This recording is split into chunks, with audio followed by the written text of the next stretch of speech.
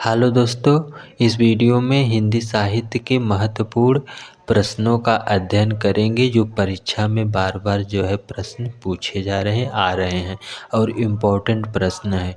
कक्षा 10 और कक्षा 12 के लिए यह महत्वपूर्ण प्रश्न है। पहला प्रश्न है, कलम का सिपाही के रचनाकार हैं तो अमृत राय। यह एक जीवनी है, प्रेमचंद्र की जीवनी है। अगला प्रश्न है, छायावाद के प्रवर्तक माने जाते हैं तो जयशंकर प्रसाद छायावाद के प्रवर्तक माने जाते हैं। अगला प्रश्न है, नई कविता का आरंभ माना जाता है तो नई कविता का आरंभ 1951 से माना जाता है। अगला प्रश्न है, प्रयोगवाद को नई कविता की संज्ञा दी तो अज्ञे ने दी है। प्रयोगवाद को नई कविता की संज्ञा अज्ञे। अगला प्रश्न है, साकेत महाकाव्य के रचयिता हैं तो साकेत महाकाव्य के रचयिता मैथिली शरण गुप्त जी हैं। अगला प्रश्न है, कमानी महाकाव्य में सर्गों की संख्या 15 है तो ऑप्शन डी सही हो जाएगा। 26 और 27 का ऑप्शन डी सही है। अगला प्रश्न है, कठिन काव्य के प्रेत कहा जाता है तो ऑप्शन बी सही हो जाएगा। केशव दास को कहा जाता है। अगला प्रश्न है, छायावाद की मुख्य विशेषता है तो प्रकृति का सूक्ष्म चित्रण। ऑप्शन ए आपका सही हो जाएगा। अगला प्रश्न है, चिदंबरा पर ज्ञानपीठ पुरस्कार प्राप्त हुआ तो सुमित्रा नंदन पंत जी को। ऑप्शन बी आपका सही हो जाएगा।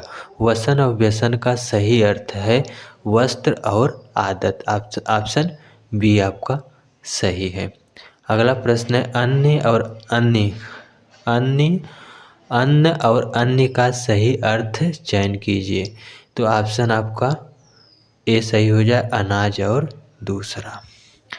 अन्य और अन्य का सही अर्थ है ऑप्शन ए। आपका अगला प्रश्न है, अन्न और अन्य का सही अर्थ चयन कीजिए तो अनाज और दूसरा।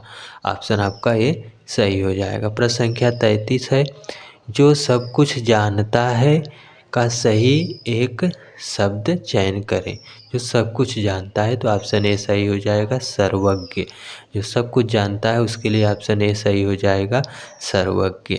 तो ऑप्शन 33 का ए और 32 का ए सही है। आपका अगला प्रश्न है, जिसे समझना कठिन है एक शब्द का चयन कीजिए तो जिसे समझना कठिन है उसका अर्थ हो जाएगा दुर्बोध। ऑप्शन डी आपका सही हो जाएगा।